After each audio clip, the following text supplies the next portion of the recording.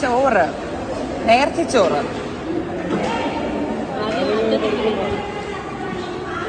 Super. നേർച്ച ഊണ് കഴിക്കാണ് guys.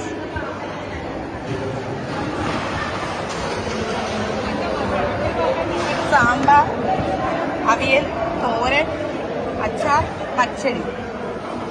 എങ്ങനെയുണ്ടായിരുന്നു നേർച്ച ചോറ്? ഡാൻസ് കളിക്കണം, ഹസ്കി ഡാൻസ്. Husky dance.